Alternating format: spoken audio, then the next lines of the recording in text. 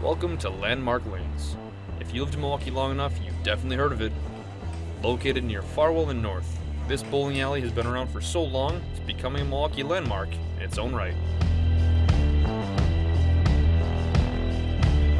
The building was built in 1927, and it's been running ever since then.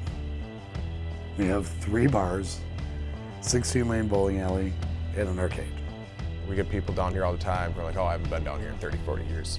I was like, yep, it hasn't changed. Carpet's still probably the same, but for the most part, we're still the same place. And I think that's what's really cool is, you know, in an ever-changing world, apparently, we're the only thing that doesn't change. We just have that giant melting pot, which I think is just super unique, especially on this area. Back in the day, you know, before the smoking ban, North Avenue was really, really booming. And so to have that kind of linger off and us have this bar scene on North Avenue that doesn't really exist anymore, now we're still here and all these other places are gone, and so you got this big boom of restaurants that are all coming through here. But we're still here. You know, Von Trier is still here, even though they just got new ownership. Hooligans is still doing all right, you know, and those guys have food, but we don't. You know, we're just a straight bar, got 16 lanes, and then we got to do what we can to still bring business down here. You know, we've been open for just shy of 19 years, and yeah, it's really cool, man. I mean, that's why we have all these different events that go down. I run that Magic League on Mondays. We got pool league, pool tournaments going on. We got bowling leagues 4 nights a week. Generally in this bar, it's all over the place. You got hip hop, you got rock, you got, I mean, we had a freaking brass band come in here one time. But then we've also had bands that have just been here. You know, like we had the Plain White Tees here for a radio event, New Kids on the Block, 98 Degrees, and Boys to Men were here for another event, but they didn't play here. Yeah, I mean, we get a lot of like really big name people that come down here, you know, regardless. I remember my first celebrity that was down here was Nora Jones. She was playing a show at the Riverside, I believe, at the time. And she was just down here randomly during the day bowling with her manager. Jabari Parker from the Bucks used to be down here all the time. All the time. He was just, him and his manager, like one of his guys would come down and just bowl and kick it for a while. And that was when he tore his ACL, so I don't know why he's bowling.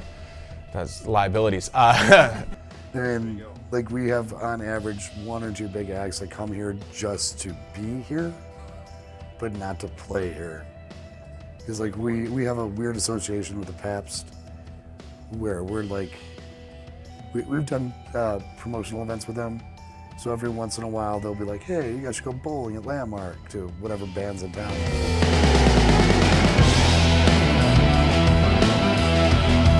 You never get the same thing any night. You meet some of the most weird and entertaining people you could ever imagine. I don't want to compare it to the Star Wars Cantina, but some nights it seems like that. You know, I mean, you got college kids on one side, you got middle-aged people on another, you got people coming in from the theater upstairs. Everything you could ever imagine is going to be here at some point. Come in and check it out yourself.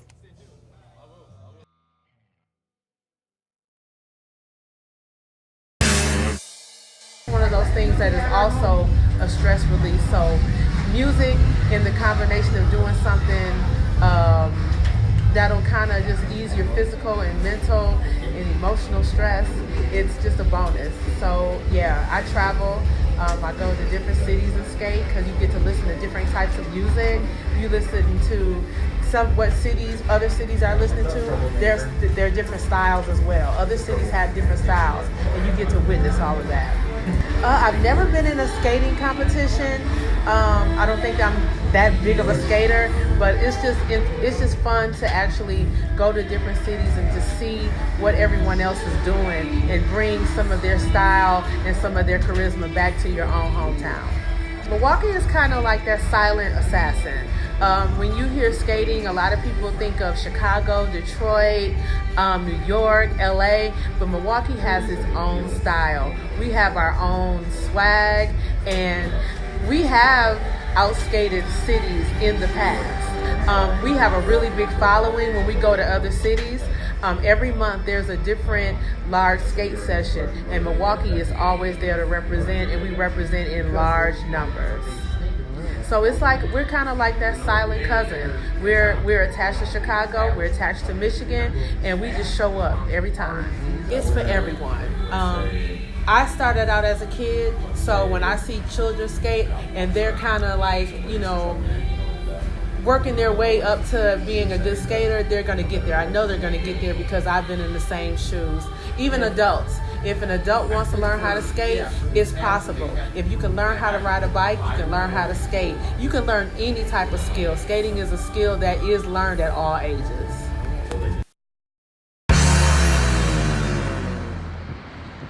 Hey Milwaukee, are you craving something sweet? Well, Mr. Dye's Pies is where you can score a hot and tasty E. Eating Mr. Dye's Pies is a cinch, but let's get to know more about Mr. Dye and how it all began.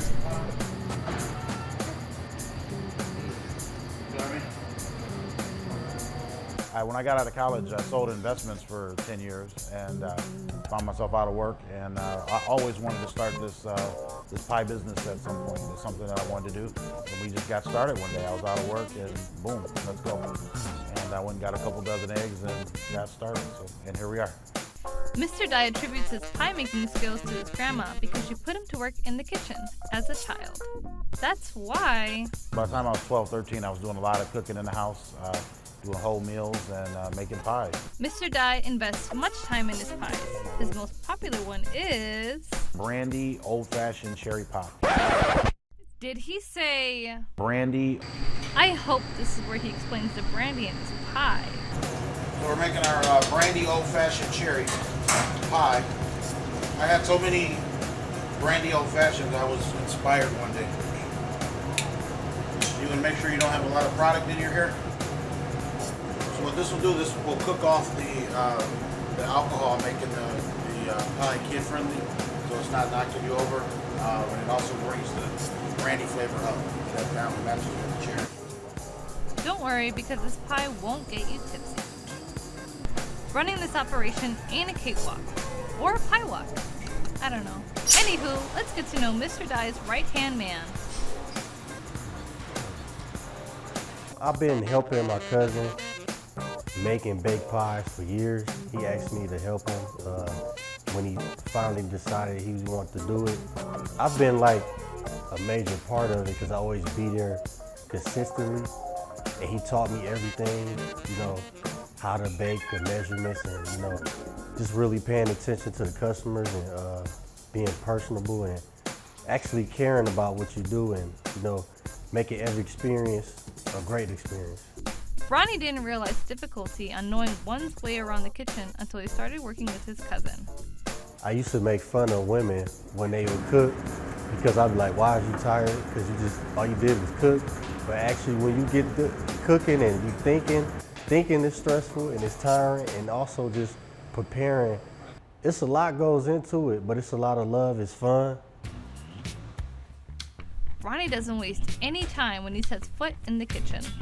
Well, yeah, my typical day, I come in here, we just start immediately baking. We bake till we drop. We taking orders, grocery stores, walk-ins.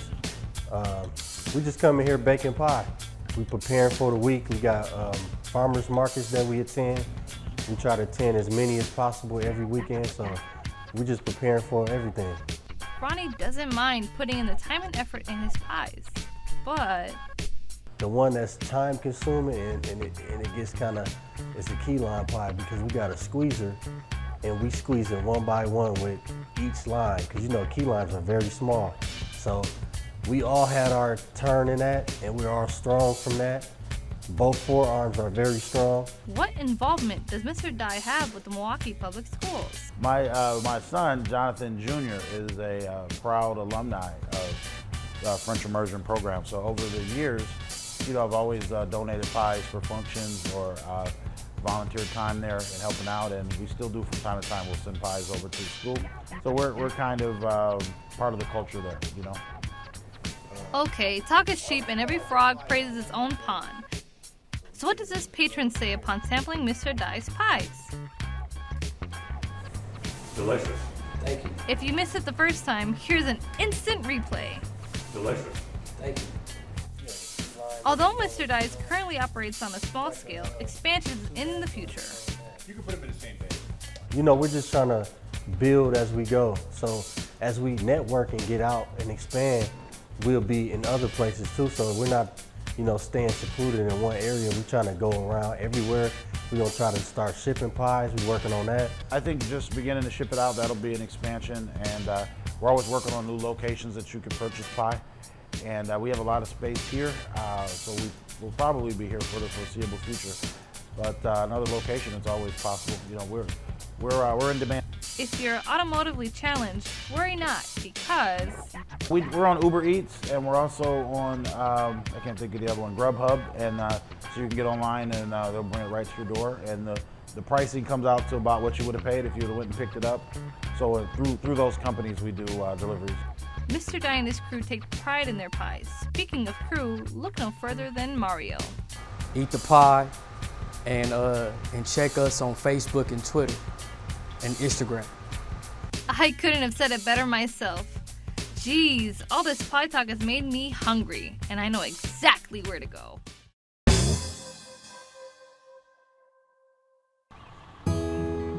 If you're stuck in the city looking to tap into your nature side, the Urban Ecology Center offers 3 different locations in the Milwaukee area: Riverside, Washington Park, and Menominee Valley. Step inside and you'll feel like you're in a cabin up north, a true getaway from the busy city.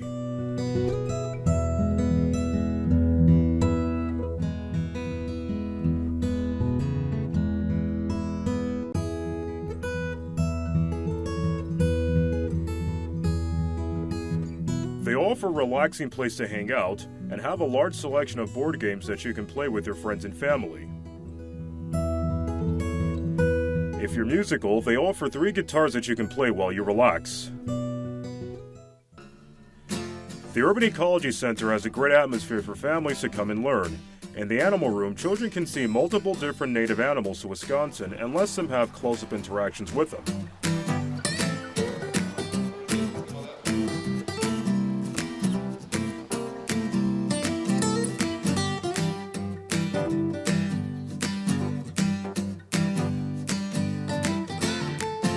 The Urban Ecology Center's goal is to connect Milwaukee with nature and to help restore Milwaukee's urban natural world. Since 1991, they've organized cleanups and have used the park to teach students about nature.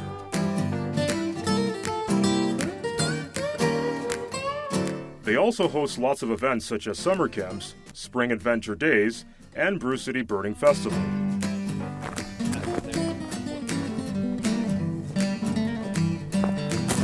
But don't forget to head outside. The Riverside Park location has some amazing trails along the river that are easy access from the center, which allows you to immerse yourself in the outdoors.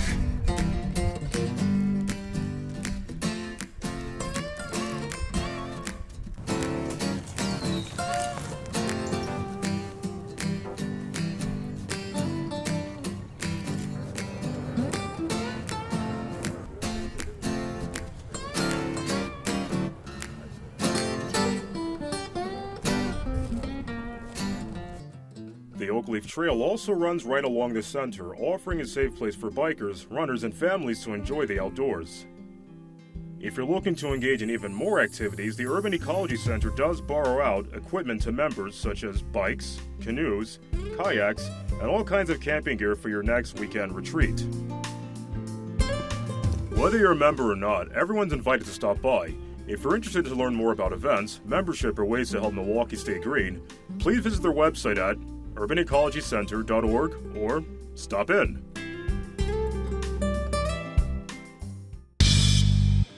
The building that we're in has been a sort of a fixture in Milwaukee music for a long time. The Vanook family bought it in the 50s and lived above the place.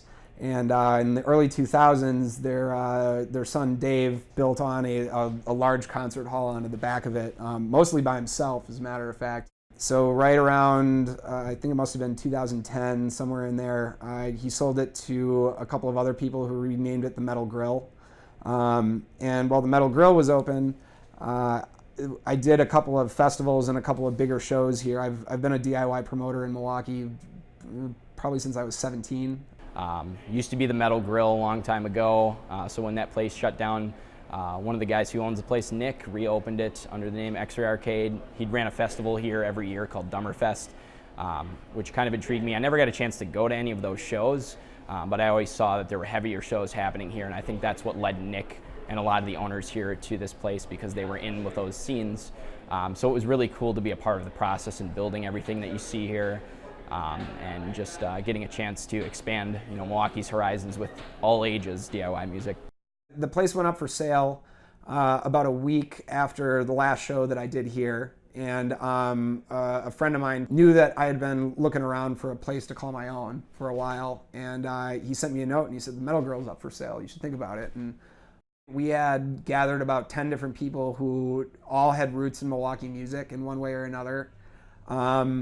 They were people that had spare cash lying around, and instead of putting it into the stock market or letting it rot in a savings account or something like that, they wanted to do something in a way that would give back to sort of the local music community in Milwaukee that sort of had helped all of us come up and become the kind of people that we are. It was a pretty long, chronic process getting this place started. There was a lot of DIY stuff that we did around here. We built the bar, built everything that you see on the stage. It was a tremendous amount of backbreaking work getting the place off of the ground. Brand new PA, all new bar equipment, all new office equipment, all new paint, all new plumbing, all new electric. I'm trying to think what else. Brand new sectional floor. We bought all the arcade machines that we had in here. The X-Ray Arcade has been excellent. Like it's a fun show. The Simpsons game in there was quite enjoyable to have. And yeah, it's a really cool place. We've been traveling around, seen a lot of venues, and X-Ray's been one of the top ones. And we also have a really big golf game. It's kind of like a mini golf setup that we're hoping to get set up and out on the patio come summertime, so that people can hang out there and play some putt-putt. I know that there may be some other arcade machines in the future that would be really cool. I'm not supposed to say anything, I don't think, so can't go into too much detail on that, but just know that we're always looking at more arcade machines because we're all geeks and nerds. So usually during the set we're getting set up, but yeah, there's the call of video games. They didn't have Billy Graham's Bible Blaster in there, so it was not as hard to kind of stray away from them. Lee Carvalho's putting challenge wasn't available either, so that was good, but us Neds are usually just getting our sweaters nice and pressed and getting maybe having one or two white wine spritzers to loosen up, and making sure all our gear is polished and good to go. We would like to do this. We would like to throw this donut out here, and please don't bounce it around like a Bon Jovi concert. We do not want to take this donut home. Please destroy this donut, and while you destroy this donut, we're going to play a song called Donut Hell. Our capacity is only 200 people, so we don't need to keep dozens of bartenders on staff and on payroll. And that means that we can keep ticket prices low for people that want to come out and see smaller shows. And it makes it possible for younger people and folks of lesser means, or people who are just learning how to sort of play this game, for lack of a better word, get in the door relatively easily. So that's kind of where I see it as an important sort of fixture. More. More.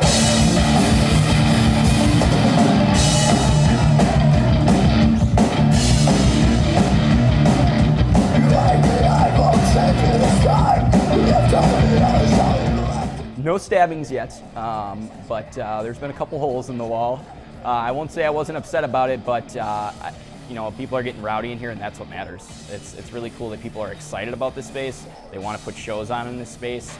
And I'm excited for the shows that are coming in the future. I know we've put on quite a few heavier shows as of late, but I'm hoping that we can get anywhere from jazz to hip hop to funk. I want it all here. I think it's going to be a really cool space for people to do whatever they want, and that's the main thing for me. As long as people are excited and respecting the space, that's a win in my book. Eradicator was awesome. I had to reveal to him, unfortunately, that I am a kind of an avid racquetball player, so that wasn't taken well. I'm gonna need some help from you. I've got a question for all you, and there's one response.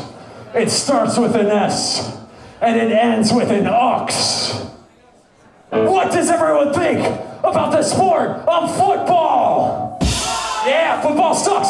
Basketball, water polo, Parcheesi, IOI, baseball. No, baseball's cool. You can think for yourself, man. Baseball's cool. What does everyone think about the sport of squash? But Eradicator was great. Super cool local band, and Playboy Man Baby we've been touring with for a while, and I always really enjoy their set.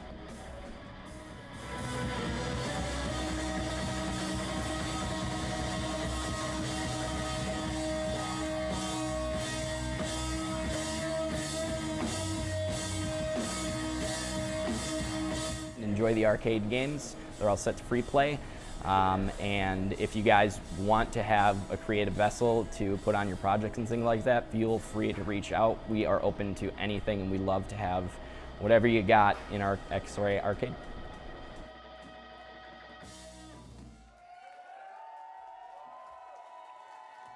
I hope that people that leave this place feel like they can get involved and that they're empowered to do that. If they want to perform, if they want to make music, venues like ours afford them the opportunity to do that not a lot of other places do. That's the real advantage that we have, I think.